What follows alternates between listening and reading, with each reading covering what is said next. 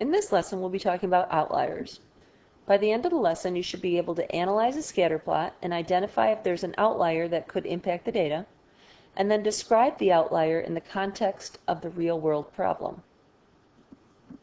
So an outlier is a point that lies outside the cluster of the data, so it's unusual, and if we include it, it will skew our average.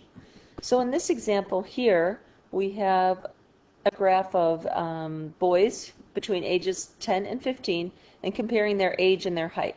So you can see as they get older, they get taller. We just have this one piece of unusual data, and this is a 12-year-old who's 5'10". So that's not a typical height for a 12-year-old. When we describe the scatter plot and outlier, first of all we identify each of the axes, and then we say as x, or whatever that variable is on the x-axis, increases, the y either increases or decreases. And we might be able to come up with an explanation for that outlier. So in this example, we have study time and scores on a test. So if we're going to describe it, we would say as study time increases, test scores increase.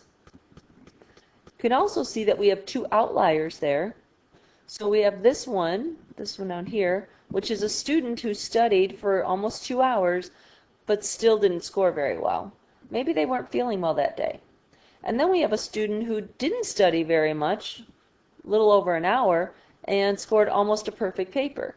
Maybe it's something that they just understood and didn't really need to study that hard for. So for example, the table represents a relationship between arm span and height. Make a scatter plot and answer the questions. So here we have our x and y data. So if we graph our x-axis with these and our y-axis with the arm spans, we would have something that looked like that. And then we could make a straight line, except we have this one thing that's out here. So when we describe it, we would say it's a positive relationship and it's linear because we can make a straight line. As height increases, arm span increases.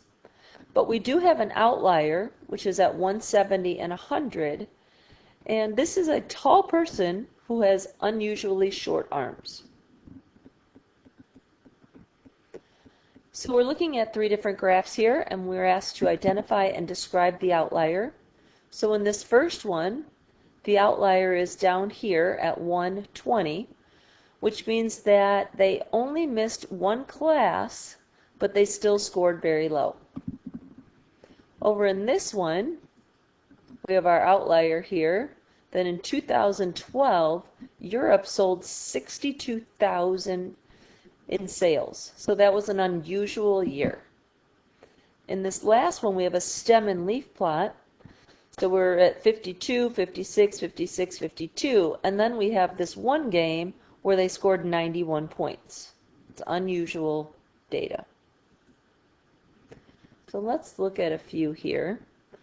And it looks like we have beach visitors. So we have the daily temperature and the number of visitors.